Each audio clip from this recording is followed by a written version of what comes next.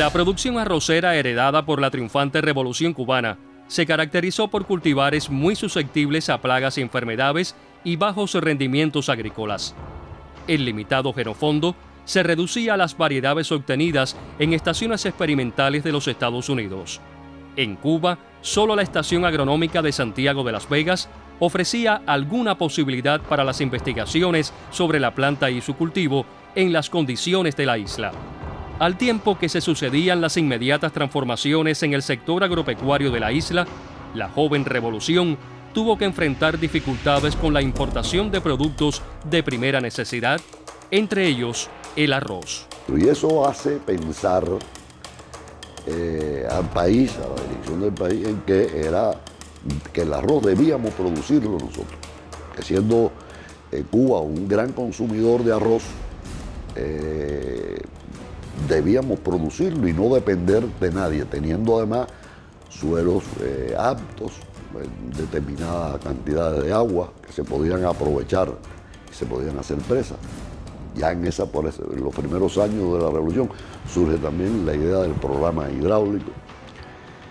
Y en el año fines del 66, quizás principios del 67, esas ideas ya habían ido madurando. Mayo de 1967, Fidel realiza una visita a la provincia de Oriente. En el diálogo que establece con el delegado en la región oriental, Orestes Torres, conoce de una idea que le había hecho llegar un campesino de la zona. No un campesino cualquiera, sino un campesino que había sido mayoral, que tenía experiencia en dirección de grandes empresas, etc. Quien, conociendo las ideas, porque se había comentado, ¿no?, del programa en Cuba, no sé qué, no sé cuánto, le hizo un planito con el cauto y áreas, ambas márgenes del cauto, y se lo dio a Orestes Torres, le explicó a Orestes Torres, el delegado cogió aquel documento, lo guardó, y en una visita que hace Fidel en mayo del 67, le comenta la idea, y Fidel dice, vamos a ver el área, y va a reconocer el área que había dibujado aquel hombre. E inmediatamente dice, bueno, perfecto, por aquí podemos empezar. ¿Quién fue el campesino que elaboró aquel esbozo donde se reflejaba el área que a su entender era la más idónea para iniciar el cultivo del arroz? Bueno, el campesino en cuestión se llamaba Felo Infante, que después estuvo en el programa de arroz, dirigió granjas arroceras, hasta que murió, porque ya en aquel entonces era un hombre mayor, un hombre muy trabajador, pero mayor. Inmediatamente el líder revolucionario dio las indicaciones pertinentes al Instituto Nacional de Reforma Agraria, que él presidía, para el inicio del proyecto arrocero. Raúl Curbelo Morales y Faustino Pérez salen desde La Habana hacia la provincia de Oriente para realizar el estudio. La indicación la da Fidel, digo yo, el 11, que es un estimado mío, porque inmediatamente ellos salieron, y salieron el 12, y recuerdo el 12 porque ese día nació un hijo mío, o sea, una fecha que no se me pudo haber olvidado, y no pude ni ver al muchacho, porque tuve que salir yo también. Un equipo multidisciplinario tenía la misión de estudiar en el terreno la concreción del gran proyecto arrocero ideado y concebido por Fidel. Ya el propio Fidel había elaborado su idea de cuáles eran las zonas donde debía hacerse los estudios, que no era más que la recuperación de las zonas que tradicionalmente habían sido arroceras en determinada magnitud, regularmente en una magnitud sensiblemente menor a la que se pretendía en el programa. El programa abarcaba áreas ubicadas al sur de Cuba, en Oriente, desde Jobabo hasta el Golfo de Guacanayabo, en Camagüey, los municipios de Vertientes, Santa Cruz y Florida, hasta las proximidades con el sur avileño. En Santo Espíritus, la zona entre los ríos Sasa y Anábana, y más al occidente, desde San Cristóbal y Candelaria hasta Consolación del Sur en Pinar del Río. También había algunas extensiones al norte en la zona de Macún, y áreas menores y menos compactas al sur de La Habana, entre Nueva Paz y Artemisa. Y lo que se pretendía era llegar a producir 500.000 toneladas, alrededor de 500.000 toneladas de arroz consumo, con un rendimiento de 5 toneladas por hectárea. La integralidad caracterizó la concepción de Fidel acerca del desarrollo del cultivo del arroz en Cuba. El objetivo era producir todo el cereal posible, pero eso requería la creación de una compleja infraestructura, desde la creación de sistemas de riego hasta las comunidades donde se asentarían los trabajadores agrícolas. El gran programa de producción de arroz integraba entonces importantes subprogramas. Hay que tener en cuenta de que se trataba no de producir arroz, sino de hacer las arroceras con toda la integralidad que demanda el cultivo para producir arroz. Pero un programa de tal magnitud e integralidad suponía no solo seleccionar las áreas para el cultivo, también exigió proyectar y construir presas y sistemas de riego, viales de comunicación, redes eléctricas, pistas de aviación y áreas de mecanización, lo cual suponía talleres, entre otras muchas obras de infraestructura. Entonces todo ese trabajo era un trabajo de gran magnitud en el que participaban muchos organismos con los que había que coordinar, y dada tal magnitud, la dirección de grano quedó encargada, los granos pasaron a cultivos varios, y la organización que se creó fue una organización específica, especializada en el arroz. Pero faltaba algo más. Las grandes extensiones arroceras aprovechaban zonas apartadas de la geografía con escasa población. Entonces, ¿quiénes laborarían en los cultivos? Y otro detalle más. ¿Estaban preparadas las personas que vivían en esos lugares para asumir la técnica y el desarrollo del programa arrocero? Había un subprograma que era el que correspondía a la formación de personal como respaldo técnico al programa del arroz, tanto técnicos medios como personal universitario, ingeniero. Junto con la creación de las comunidades viene la formación de las personas y a su vez la ubicación de recién graduados, de graduados universitarios o graduados de técnico medio o de otras especialidades de sanidad vegetal, y ya para que estuvieran cerca de donde se estaba garantizando, se estaba desarrollando la producción de arroz. Incluso en todas esas arroceras se construyeron pistas de aterrizaje para los aviones, para la aviación agrícola, porque todas las actividades o la mayor parte de las actividades se hacían con el avión. Teníamos en nuestro plan a nivel nacional variedades muy altas de poco rendimiento. Es decir, teníamos la Reisoro, Patiprieto, variedades nacionales que, aunque sí se comportaban bien al clima, eran resistentes y producían, pero los rendimientos mayores que se podían obtener eran alrededor de 900 quintales por cada día. Sin dudas, para el desarrollo del programa arrocero era imprescindible no solo contar con las mejores variedades que tuvieran las condiciones para adaptarse a las características de la isla y superar las líneas tradicionales de bajos rendimientos, sino los mejores saberes científicos de la época. Y coincidía aquello con la Revolución Verde, como parte de la cual surgieron las variedades índicas enanas, los arroces IR, del IRRI de Filipinas.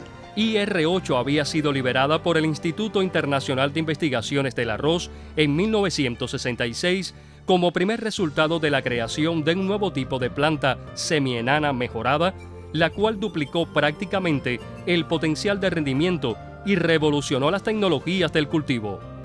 Llegó aquí por una persona que lo trajo una determinada cantidad de semilla IR8, que fue la primera variedad que se obtuvo de estas características que les hablo. Y la comenzamos a sembrar, a reproducir aquí en Pinas del Río para extenderla al resto del país, pero eso no era suficiente. Pronto las investigaciones que realizaba el Instituto Internacional del Arroz motivó la atención de la comunidad científica de Cuba y de los organizadores del Plan de Desarrollo Arrocero. Había que ver todo lo que se hacía en la estación internacional. ¿Qué líneas podían cubrir los requerimientos de Cuba? Con el propósito de indagar, de conocer, se envió 2 compañeros que fueron al IRRI en Filipinas, año 1968. Quizás fines del 68, no puedo precisar la fecha. Y vinieron con 26 muestras de variedades. Y el embajador cubano que estaba en esa época, muy identificado con la revolución, pero además muy cercano de Fidel, él le transmitió la búsqueda de información sobre la posibilidad de establecer relaciones con esa entidad que era el más desarrollado en ese momento en el mundo. Fidel estaba muy al tanto del programa y él seguía paso a paso todo lo que se estaba haciendo. Fidel, con su visión de futuro, consideraba que las técnicas y las variedades que se utilizaban en el país, que eran todas hasta esa fecha, variedades norteamericanas, hasta el año 66, variedades norteamericanas de muy bajo potencial de rendimiento, y tener la información que en Filipinas se había desarrollado una nueva variedad que duplicaba o podía hasta triplicar los rendimientos, pues consideraba, pues de inmediato, consideró que nosotros aplicando esas variedades y esas nuevas tecnologías, pues podríamos llegar a autoabastecernos. Y entonces es que decide que estas variedades se siembren aquí en La Habana, en un lugar próximo. A inicios de 1969, el comandante en jefe inauguró el Plan de Desarrollo Pecuario Niña Bonita, y en áreas de ese plan, en fecha muy próxima a su inauguración, creó personalmente un área experimental de arroz, atendida por técnicos que llegaban desde toda la isla.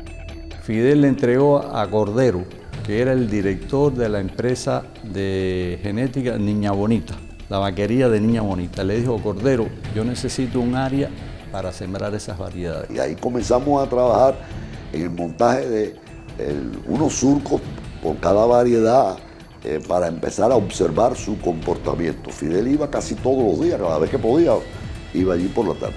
La atención y seguimiento personal de Fidel a la multiplicación y estudio de las variedades introducidas posibilitó que en el primer año se desarrollaran 2 siembras con la selección de 2 variedades.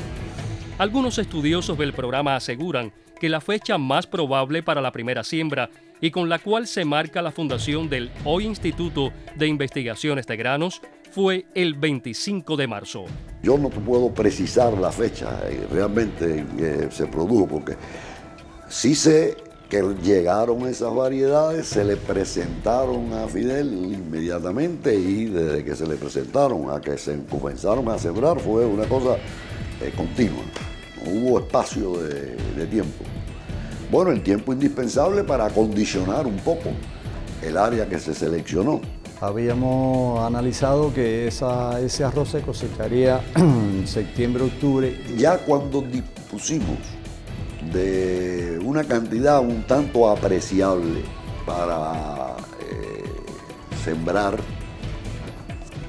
un área un poco mayor, recuerdo que la fecha era tal que la cosecha iba a coincidir con el mes de octubre. Ya son meses inapropiados para sembrar el arroz, por cuanto las bajas temperaturas y la nubosidad pues podía afectar el desarrollo. Si esperamos un poquito, evadimos, y entonces me dijo, no puedo decir aquí lo que dijo, pero... Fidel decía que era necesario acelerar aquella multiplicación de esa semilla. Entonces... me dijo, es una tuya. Después que hemos trabajado, que no hemos perdido día y noche, entonces ahora esperar a eso, vamos a sembrar y después la vamos a cosechar de todas maneras.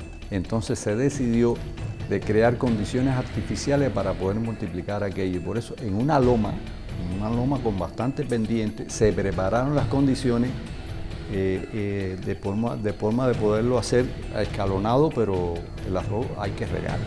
Lo primero que hicimos fue hacer casas de polietileno para controlar la temperatura, pero además de eso se ponían unos conos con resistencia para darle calor, para que las plantas pudieran panicular y que se efectuara la polinización. Nosotros bajamos los camiones con toda la madera, ayudamos a la empresa eléctrica a montar los transformadores, a tirar las líneas, a hacer todo lo que hubiese que hacer. Y las terrazas que se hicieron, porque era en loma, que había que buldocearla, la buldoceaban y nosotros éramos los que dábamos la nivelación y la terminación que llevaba cada una de esas. Una casa para cada variedad de arroz, una casa plástica, una estructura de cubierta plástica y el armazón de madera.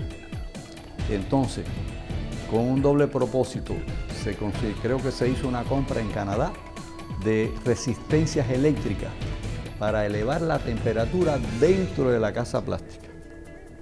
Y entonces, eso era para por la noche, mientras que por el día, como ya ustedes saben que en el invierno se disminuye la duración del día, se decidió de dar 1 o 2 horas más de luz y entonces se pusieron unos focos de luces incandescentes dentro de aquello. Aquello era increíble.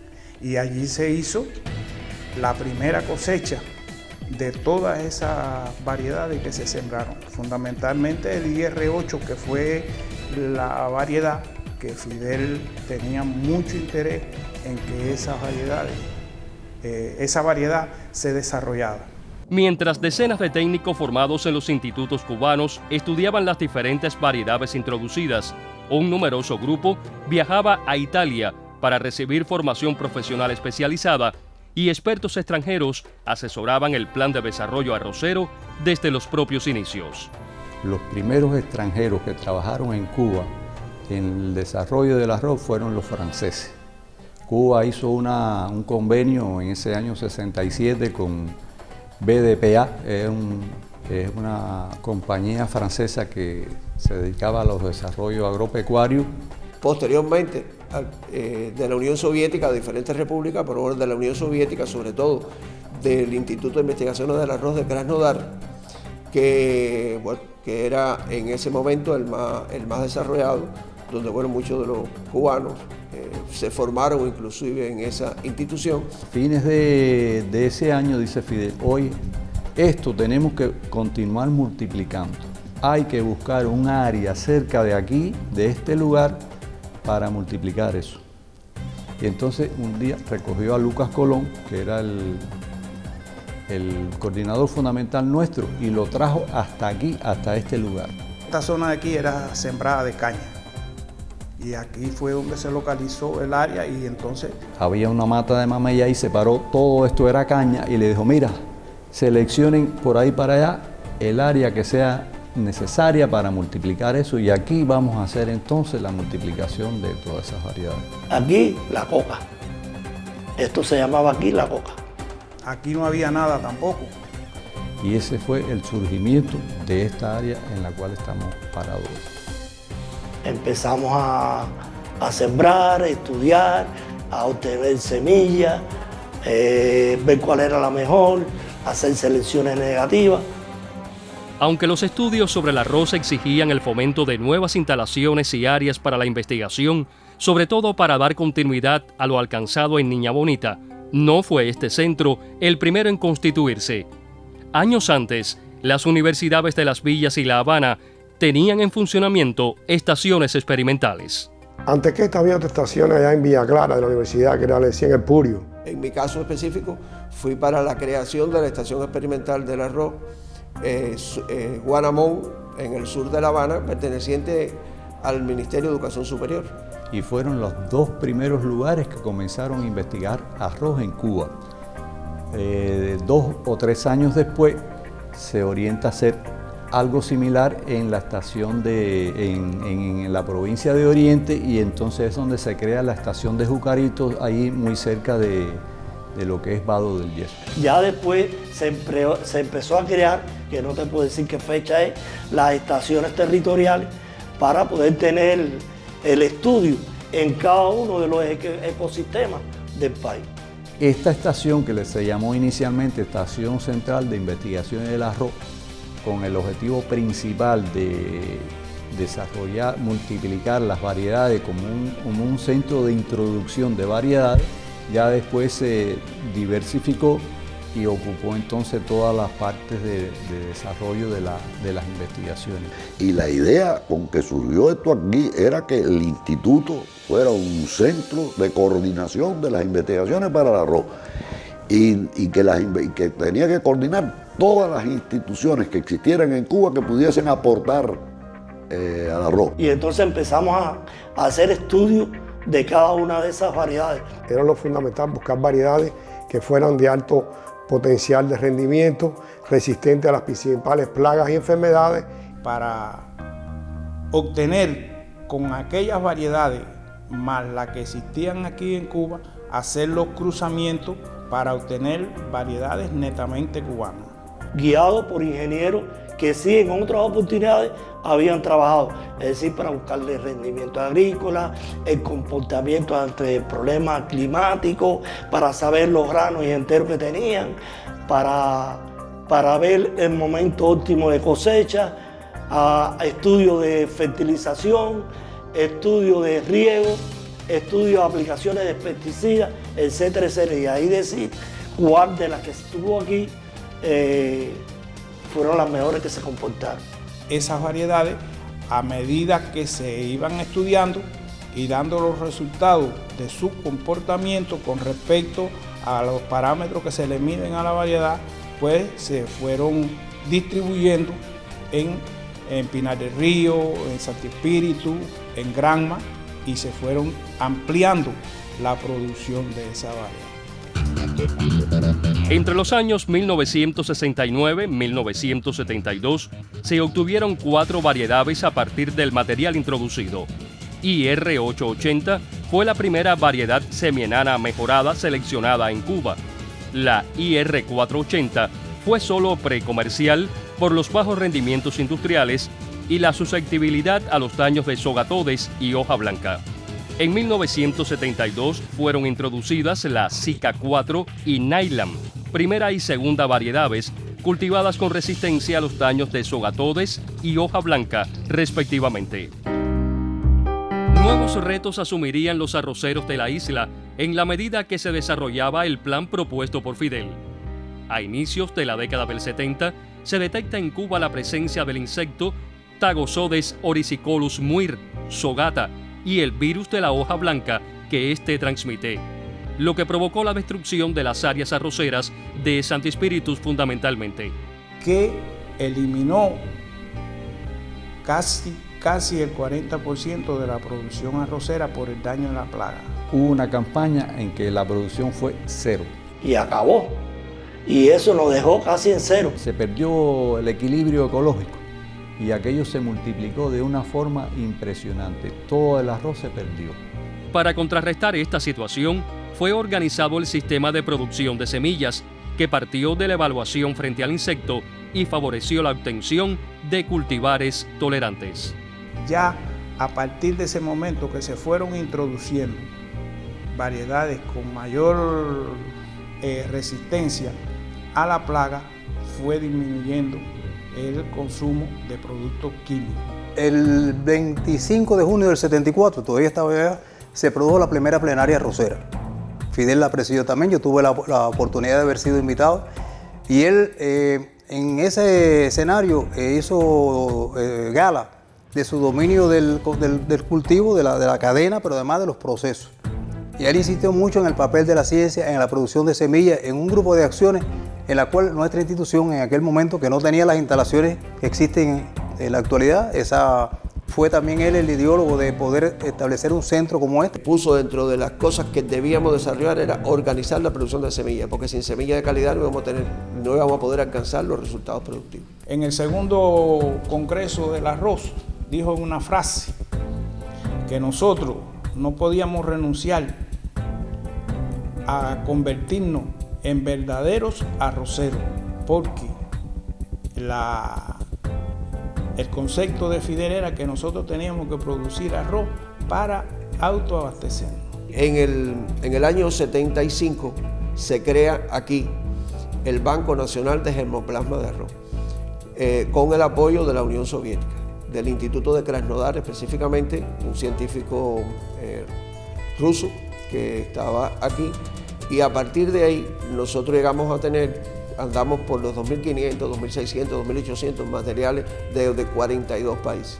Se empezaron con las colecciones que venían de fuera, del IRRI, del Perú, de otros países que ya tenían cierto desarrollo, y empezaron a llegar colecciones, se fueron estudiando y de esas colecciones se fueron seleccionando las mejores variedades que nosotros veíamos con mejores comportamientos y otras que aunque no sean las mejores, se iban también seleccionando e introduciéndolas al Banco Germoplasma. Se fue logrando mediante colecciones de variedades nativas, de variedades introducidas, de propio resultado del mejoramiento genético, que su base material para tenerla en aquel momento también, repito, era más rudimentaria, hoy tiene muchas mejores condiciones y es un elemento básico en el mejoramiento genético. En el mismo año 1976, la dirección del Ministerio de la Agricultura indicó el cambio de estación experimental a centro experimental, dirigido metodológicamente a partir de ese momento por la Dirección de Ciencia y Técnica del propio ministerio, y se le subordinaron las estaciones experimentales de La Sierpe en Santi Espíritus y Jucarito en Granma. La estación experimental de Los Palacios continuó perteneciendo al Ministerio de Educación Superior, pero los estudios fueron enmarcados en el Plan General de Investigaciones. Desde la década de los años 80, se identifica que los suelos arroceros poseían diferentes grados de salinización, intensificándose con las sucesivas y prolongadas sequías que sufría el país, lo que provocó la reducción de los rendimientos y de las áreas productivas. Los investigadores asumieron una nueva misión encomendada por la dirección del país: la creación de nuevas variedades más resistentes. Con el objetivo de dar respuesta a esta problemática, se utilizan las hibridaciones, el cultivo somático y la inducción de mutaciones. Así, en 1986 fue liberado a la producción el cultivar Amistad 82, el primero obtenido en Cuba a través de hibridaciones. Este suceso marcó una nueva etapa para los arroceros cubanos. En lo adelante, la producción de arroz se sustentaría fundamentalmente con cultivares cubanos obtenidos por el programa de mejoramiento genético. Y ya a partir de 1985 es un resultado que se mantiene vigente hasta estos días, porque las variedades que se introdujeron tenían resistencia a la variedad. Y el nivel de gasto de productos químicos disminuyó considerablemente. El periodo 1990-1996 se caracterizó por una caída constante de los rendimientos. La obra edificada, como otras tantas en la nación, recibió serias afectaciones y un gran deterioro. Tras el desmoronamiento del campo socialista, el férreo bloqueo económico, comercial y financiero de los Estados Unidos, así como la incidencia de no pocos fenómenos meteorológicos, básicamente de huracanes de gran intensidad. En el 91 desapareció la Unión Soviética y con ella el campo socialista. El periodo especial fue una etapa muy, no sé cómo catalogarlo. Las principales relaciones y, digamos, escenarios de importación y exportación de bienes estaban relacionados con nuestros vínculos con la Unión Soviética y el campo socialista. Hubo problemas con los insumos de fertilizantes, de pesticidas y demás.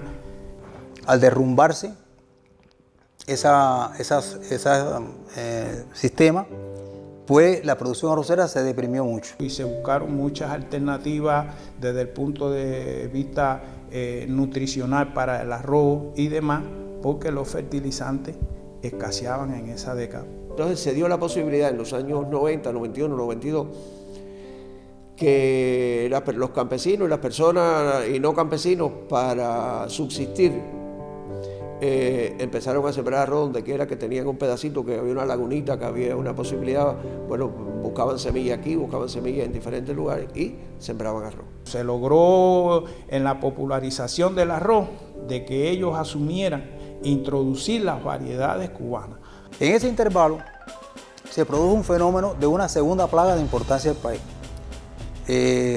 Característica que el arroz se baneaba, que el arroz ya cuando se iba a cosechar prácticamente tenía pérdidas muy grandes, y por esa razón se creó un grupo multidisciplinario e interinstitucional en el cual participó el Instituto nuestro de Sanidad Vegetal, el CENSA, el INCA, el de Cítrico, y buscamos a un grupo de personas con conocimiento suficiente hasta que el 27 de septiembre de 1997 se identificó la presencia de esa plaga, que después se fue extendiendo desde la zona de Nueva Paz hasta la zona oriental.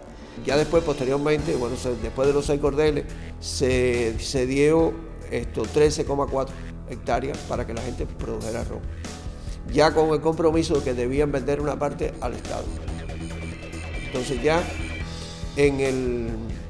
después posteriormente viene la ley 259, la resolución, el decreto ley 259, que ya hacía la entrega de tierra masiva para todo el que quisiera sembrar arroz, dándole ya algunos insumos y contratándole el arroz por las empresas arroceras que existían en aquel momento.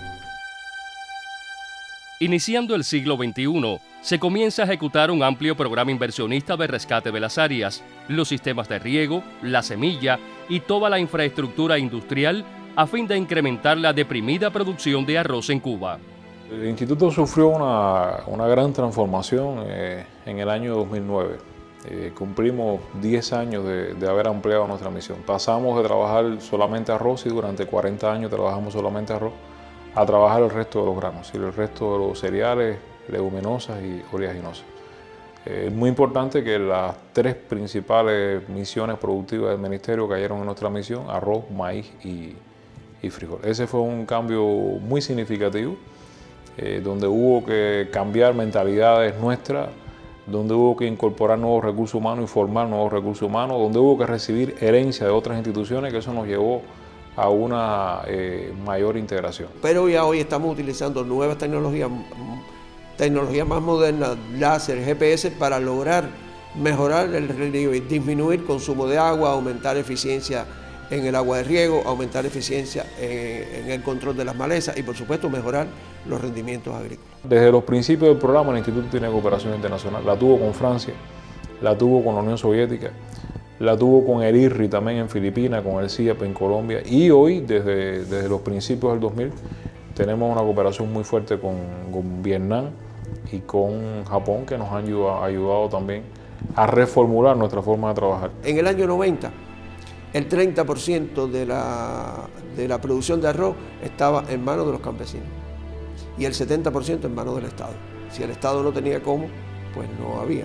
Hoy el 80% está en manos de los campesinos y el 20% en manos del Estado. Y se ha trabajado muy fuerte por diseñar un sistema con extensionistas propios del instituto en casi todas las provincias del país, y con una red muy fuerte que cada día se hace más nutrida, de productores extensionistas que se convierten en productores que tienen un compromiso moral con nosotros muy fuerte, y al final son investigadores que están dispersos por todas partes. Haber sido creada por Fidel, que cabalgaba tanto por el futuro, que nos dejó todo el camino sembrado de ideas, tiene una gran herencia. Una herencia cargada de compromiso, cargada de conocimiento y de nuevos retos, ¿no? El instituto, como tú dices, toda su historia surgió acompañando un gran programa de la revolución, pero un gran programa que tiene el reto de producir uno de nuestros alimentos básicos, ¿no? Y es una historia que está permeada constantemente de grandes hechos, de grandes resultados, de impactos significativos en la producción, plagas muy agresivas como Sogata o el ácaro en la década del 97, cosas tan puntuales como deficiencia de zinc, restablecer el sistema de producción de semillas, el acompañamiento científico-técnico de un gran programa de producción de un grano básico como el arroz, que todos los días, al menos 2 veces al día, está presente en la casa de cada uno de los cubanos.